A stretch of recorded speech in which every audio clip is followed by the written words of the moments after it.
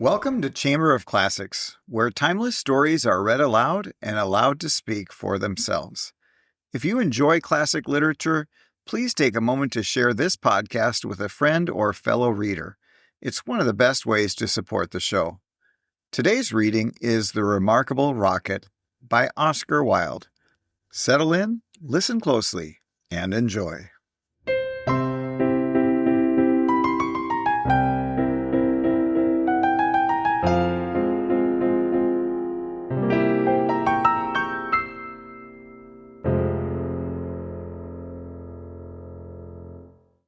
The king's son was going to be married, so there were general rejoicings. He had waited a whole year for his bride, and at last she had arrived. She was a Russian princess, and had driven all the way from Finland in a sledge drawn by 6 reindeer. The sledge was shaped like a great golden swan, and between the swan's wings lay the little princess herself. Her long ermine cloak reached right down to her feet. On her head was a tiny cap of silver tissue, and she was as pale as the snow palace in which she had always lived. So pale was she that as she drove through the streets all the people wondered. "She is like a white rose," they cried, and they threw down flowers on her from the balconies. At the gate of the castle the prince was waiting to receive her. He had dreamy violet eyes, and his hair was like fine gold. When he saw her, he sank upon one knee and kissed her hand. "Your picture was beautiful," he murmured, "but you are more beautiful than your picture." And the little princess blushed. "She was like a white rose before," said a young page to his neighbor, "but she is like a red rose now." And the whole court was delighted. For the next 3 days everybody went about singing, "White rose, red rose, red rose, white rose." And the king gave orders that the page's salary was to be doubled. As he received no salary at all, this was not much of use to him, but it was considered a great honor, and was duly published in the court gazette. When the 3 days were over, the marriage was celebrated. It was a magnificent ceremony, and the bride and bridegroom walked hand in hand under a canopy of purple velvet embroidered with little pearls. Then there was a state banquet, which lasted for 5 hours. The prince and princess sat at the top of the great hall and drank out of a cup of clear crystal. Only true lovers could drink out of this cup, for if false lips touched it, it grew gray and dull and cloudy. "It's quite clear that they love each other," said the little page, "as clear as crystal." And the king doubled his salary a second time. "What an honor!" cried all the courtiers.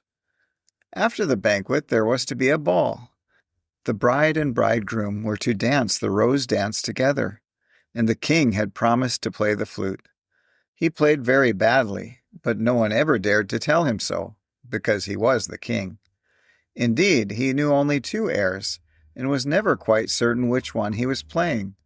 But it made no matter, for whatever he did, everybody cried out, "Charming, charming."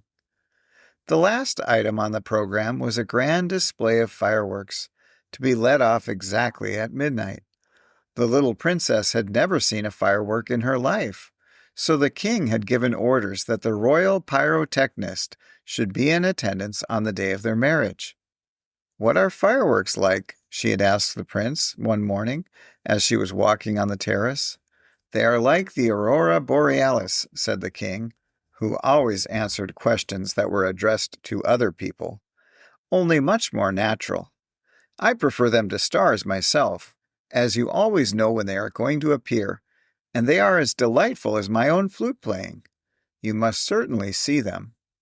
So at the end of the king's garden a great stand had been set up, and as soon as the royal pyrotechnist had put everything into its proper place, the fireworks began to talk to each other.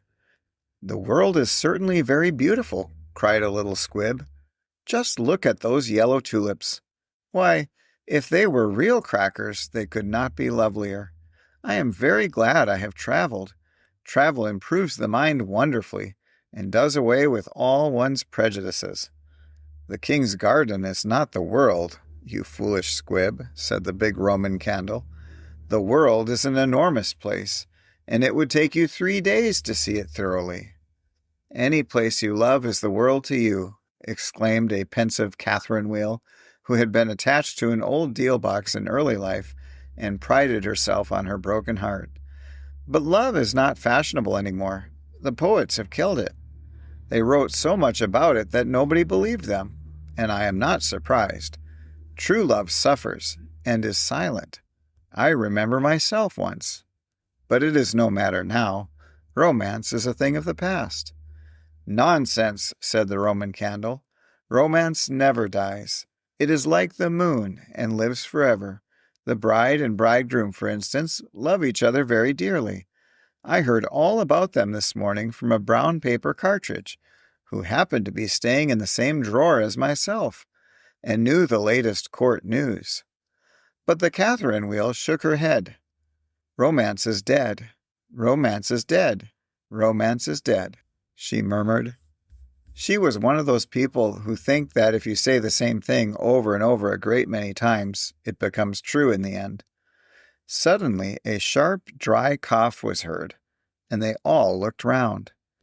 It came from a tall, supercilious-looking rocket, who was tied to the end of a long stick.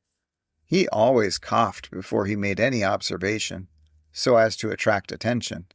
Ahem, ahem, he said, and everybody listened except the poor Catherine Wheel, who was still shaking her head and murmuring, "Romance is dead." "Order! Order!" cried out a cracker. He was something of a politician, and had always taken a prominent part in the local elections, so he knew the proper parliamentary expressions to use. "Quite dead," whispered the Catherine Wheel, and she went off to sleep. As soon as there was perfect silence, the rocket coughed a third time and began. He spoke with a very slow, distinct voice, as if he was dictating his memoirs, and always looked over the shoulder of the person to whom he was talking. In fact, he had a very distinguished manner. "How fortunate it is for the king's son," he remarked, "that he is to be married on the very day on which I am to be let off. Really, if it had been arranged beforehand, it could not have turned out better for him. But princes are always lucky." "Dear me," said the little squib, "I thought it was quite the other way, and that we were to be let off in the prince's honor." "It may be so with you," he answered. "Indeed, I have no doubt that it is. But with me it is different. I am a very remarkable rocket, and come of remarkable parents. My mother was the most celebrated Catherine Wheel of her day, and was renowned for her graceful dancing. When she made her great public appearance, she spun round 19 times before she went out, and each time that she did, she threw into the air 7 pink stars. She was 3 feet and a half in diameter, and made of the very best gunpowder. My father was a rocket like myself, and of French extraction. He flew so high that the people were afraid he would never come down again. He did, though, for he was of a kindly disposition, and he made a most brilliant descent in a shower of golden rain. The newspapers wrote about his performance in very flattering terms. Indeed, the Court Gazette called him a triumph of pyrotechnic art. Pyrotechnic, you mean, said a Bengal light. "I know it is pyrotechnic, for I saw it written on my own canister." "Well, I say it's pylotechnic," answered the rocket, in a severe tone of voice, and the Bengal light felt so crushed that he began at once to bully the little squibs, in order to show that he was still a person of some importance. "I was saying," continued the rocket, what was I saying?" "You were talking about yourself," replied the Roman candle. "Of course. I knew I was discussing some interesting subject when I was so rudely interrupted. I hate rudeness and bad manners of every kind, for I am extremely sensitive. No one in the whole world is so sensitive as I am. I'm quite sure of that." "What is a sensitive person?" said the cracker to the Roman candle. "A person who, because he has corns himself, always treads on other people's toes," answered the Roman candle in a low whisper, and the cracker nearly exploded with laughter. "Pray, what are you laughing at?" inquired the rocket. I am not laughing. I am laughing because I'm happy, replied the cracker. That is a very selfish reason, said the rocket angrily. What right have you to be happy? You should be thinking about others. In fact, you should be thinking about me. I am always thinking about myself, and I expect everybody else to do the same. That is what is called sympathy. It is a beautiful virtue, and I possess it in a high degree. Suppose, for instance, anything happened to me tonight. What a misfortune that would be for everyone. The prince and princess would never be happy again. Their whole married life would be spoiled. And as for the king, I know he would not get over it. Really, when I begin to reflect on the importance of my position, I am almost moved to tears. If you want to give pleasure to others, cried the Roman candle, you had better keep yourself dry. Certainly, exclaimed the Bengal light, who was now in better spirits. That is only common sense. Common sense indeed, said the rocket indignantly. You forget that I am very uncommon and very remarkable. Why, anybody can have common sense, provided that they have no imagination. But I have imagination, for I never think of things as they really are. I always think of them as being quite different. As for keeping myself dry, there is evidently no one here who can at all appreciate an emotional nature. Fortunately for myself, I don't care. The only thing that sustains one through life is the consciousness of the immense inferiority of everybody else, and this is a feeling I have always cultivated. But none of you have any hearts. Here you are laughing and making merry, just as if the prince and princess had not been married. Well, really, exclaimed a small fire balloon, why not? It is a most joyful occasion, and when I soar up into the air, I intend to tell the stars all about it. You will see them twinkle when I talk to them about the pretty bride. Ah, what a trivial view of life, said the rocket. But it is only what I expected.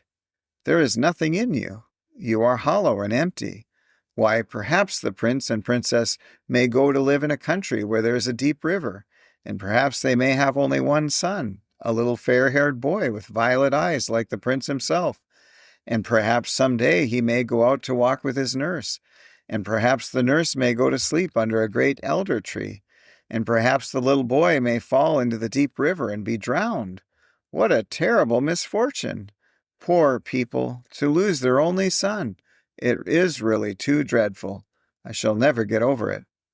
But they have not lost their only son, said the Roman candle. No misfortune has happened to them at all.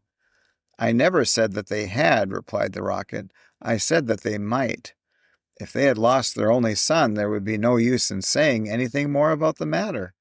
I hate people who cry over spilt milk. But when I think that they might lose their only son, I certainly am very much affected. You certainly are, cried the Bengal light. In fact, you are the most affected person I ever met. You are the rudest person I ever met, said the rocket, and you cannot understand my friendship for the prince. Why, you don't even know him, growled the Roman candle. I never said I knew him, answered the rocket. I dare say that if I knew him, I should not be his friend at all. It is a very dangerous thing to know one's friends. You had really better keep yourself dry, said the fire balloon. That is the important thing. Very important for you, I have no doubt, answered the rocket, but I shall weep if I choose. And he actually burst into real tears, which flowed down his stick like raindrops, and nearly drowned two little beetles, who were just thinking of setting up house together, and were looking for a nice dry spot to live in. He must have a truly romantic nature, said the Catherine wheel, for he weeps when there is nothing at all to weep about. And she heaved a deep sigh, and thought about the deal box. But the Roman candle and the Bengal light were quite indignant, and kept saying, "Humbug, humbug," at the top of their voices. They were extremely practical, and whenever they objected to anything, they called it humbug. Then the moon rose like a wonderful silver shield, and the stars began to shine, and a sound of music came from the palace. The prince and princess were leading the dance. They danced so beautifully that the tall white lilies peeped in at the window and watched them, and the great red poppies nodded their heads and beat time. Then 10 o'clock struck, and then 11, and then 12, and at the last stroke of midnight everyone came out on the terrace, and the king sent for the royal pyrotechnist. "Let the fireworks begin," said the king, and the royal pyrotechnist made a low bow and marched down to the end of the garden. He had 6 attendants with him, each of whom carried a lighted torch at the end of a long pole. It was certainly a magnificent display. Whiz, whiz went the Catherine wheel as she spun round and round. Boom, boom went the Roman candle. Then the squibs danced all over the place, and the Bengal lights made everything look scarlet. "Goodbye," cried the fire balloon as he soared away, dropping tiny blue sparks. "Bang, bang," answered the crackers, who were enjoying themselves immensely. Everyone was a great success, except the remarkable rocket.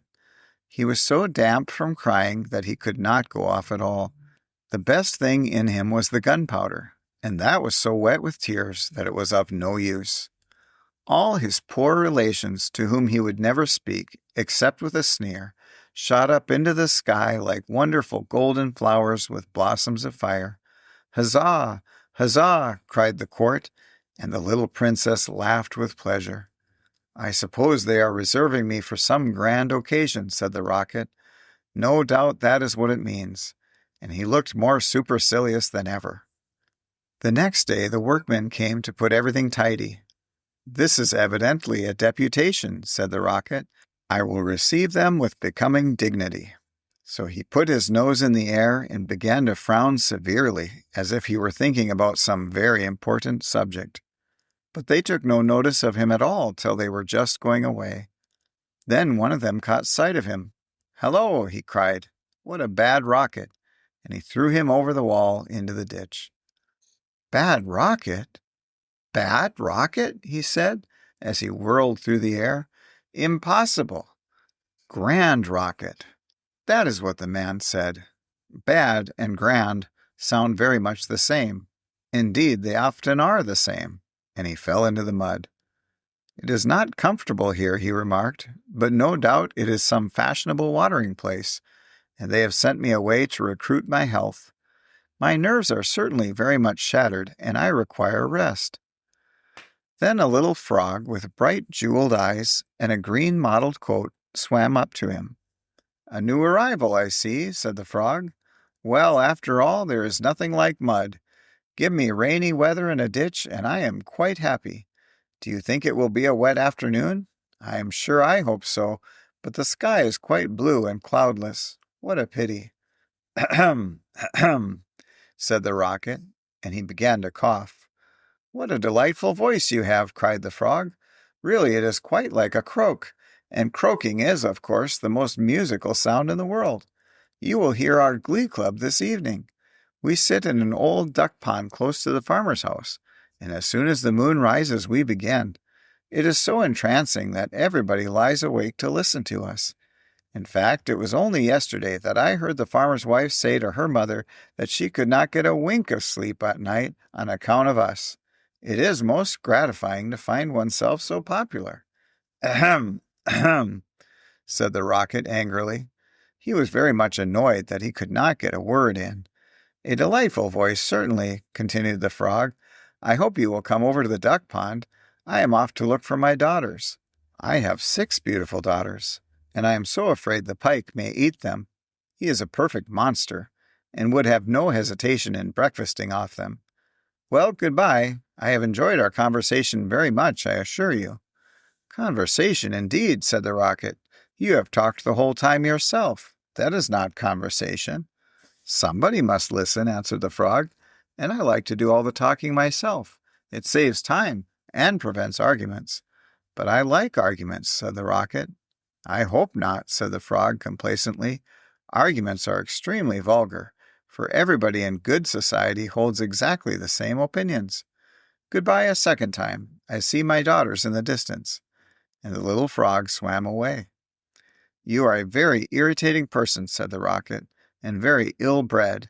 I hate people who talk about themselves as you do, When one wants to talk about oneself, as I do, it is what I call selfishness, and selfishness is a most detestable thing, especially to anyone of my temperament, for I am well known for my sympathetic nature. In fact, you should take example by me. You could not possibly have a better model. Now that you have the chance, you had better avail yourself of it, for I am going back to court almost immediately. I am a great favorite at court. In fact, the prince and princess were married yesterday in my honor. Of course, you know nothing of these matters, for you are a provincial. There is no good talking to him, said a dragonfly who was sitting on top of a large brown bulrush. No good at all, for he has gone away. Well, that is his loss, not mine, answered the rocket. I am not going to stop talking to him merely because he pays no attention. I like hearing myself talk. It is one of my greatest pleasures. I often have long conversations all by myself, and I am so clever that sometimes I don't understand a single word of what I'm saying. Then you should certainly lecture on philosophy, said the dragonfly, as he spread a pair of lovely gauze wings and soared away into the sky. How very silly of him not to stay here, said the rocket. I am sure he has not often got a chance of improving his mind. However, I don't care a bit. Genius like mine is sure to be appreciated some day.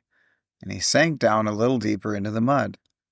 After some time, a large white duck swam up to him. She had yellow legs and webbed feet, and was considered a great beauty on account of her waddle. Quack, quack, quack, she said. What a curious shape you are. May I ask, were you born like that, or is it the result of an accident? It is quite evident that you have always lived in the country, answered the rocket. Otherwise you would know who I am. However, I excuse your ignorance. It would be unfair to expect other people to be as remarkable as oneself. You will no doubt be surprised to hear that I can fly up into the sky and come down in a shower of golden rain. I don't think much of that, said the duck, as I cannot see what use it is to anyone. Now, if you could plow the fields like the ox, or draw a cart like the horse, or look after the sheep like the collie dog, that would be something. My good creature, cried the rocket in a very haughty tone of voice, I see that you belong to the lower orders. A person of my position is never useful. We have certain accomplishments, and that is more than sufficient. I have no sympathy myself with industry of any kind, least of all with such industries as you seem to recommend. Indeed, I have always been of opinion that hard work is simply the refuge of people who have nothing whatever to do. Well, well, said the duck, who was of a very peaceable disposition, and never quarreled with anyone. Everybody has different tastes. I hope, at any rate, that you are going to take up your residence here. Oh, dear no, cried the rocket. I am merely a visitor, a distinguished visitor. The fact is that I find this place rather tedious. There is neither society here, nor solitude. In fact, it is essentially suburban. I shall probably go back to court, for I know that I am destined to make a sensation in the world. I had thoughts of entering public life once myself, remarked the duck. There are so many things that need reforming. Indeed, I took the chair at the meeting some time ago, and we passed resolutions condemning everything that we did not like. However, they did not seem to have much effect. Now I go in for domesticity, and look after my family. I am made for public life, said the rocket, and so are all my relations, even the humblest of them. Whenever we appear, we excite great attention. I have not actually appeared myself, but when I do so, it will be a magnificent sight. As for domesticity, it ages one rapidly, and distracts one's mind from higher things. Ah, the higher things of life, how fine they are, said the duck, and that reminds me how hungry I feel. And she swam away down the stream, saying, quack, quack, quack. Come back, screamed the rocket. I have a great deal to say to you. But the duck paid no attention to him. I am glad that she has gone, he said to himself. She has a decidedly middle-class mind. And he sank a little deeper still into the mud, and began to think about the loneliness of genius, when suddenly 2 little boys in white smocks came running down the bank, with a kettle and some wood. "This must be the deputation," said the rocket, and he tried to look very dignified. "Hello," cried one of the boys. "Look at this old stick. I wonder how it came here." And he picked up the rocket out of the ditch. "Old stick," said the rocket. "Impossible.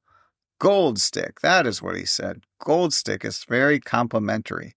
In fact, he mistakes me for one of the court dignitaries." "Let us put it into the fire," said the other boy. "It will help to boil the kettle." So they piled the wood together and put the rocket on top and lit the fire. "This is magnificent," cried the rocket. "They are going to let me off in broad daylight so that everyone can see me." "We will go to sleep now," they said, "and when we wake up the kettle will be boiled." And they lay down on the grass and shut their eyes. The rocket was very damp, so he took a long time to burn. At last, however, the fire caught him. "Now I am going off," he cried, and he made himself very stiff and straight. "I know I shall go much higher than the stars, much higher than the moon, much higher than the sun. In fact, I shall go so high that—" Fizz, fizz, fizz, and he went straight up into the air. "Delightful," he cried. "I shall go on like this forever. What a success I am!" But nobody saw him. Then he began to feel a curious tingling sensation all over him. "Now I'm going to explode," he cried. "I shall set the whole world on fire and make such a noise that nobody will talk about anything else for a whole year." And he certainly did explode. Bang, bang, bang went the gunpowder. There was no doubt about it. But nobody heard him, not even the two little boys, for they were sound asleep. Then all that was left of him was the stick, and this fell down on the back of a goose who was taking a walk by the side of the ditch. "Good heavens!" cried the goose. "It is going to rain sticks." And she rushed into the water. "I knew I should create a great sensation," gasped the rocket, and he went out. The end. Thank you for listening to Chamber of Classics. If you enjoyed today's reading of The Remarkable Rocket by Oscar Wilde, be sure to follow or subscribe so you never miss an episode. Sharing the podcast or leaving a review helps these classic stories reach new listeners and keeps great literature alive. Until next time, this is Chamber of Classics, where enduring voices still have something to say.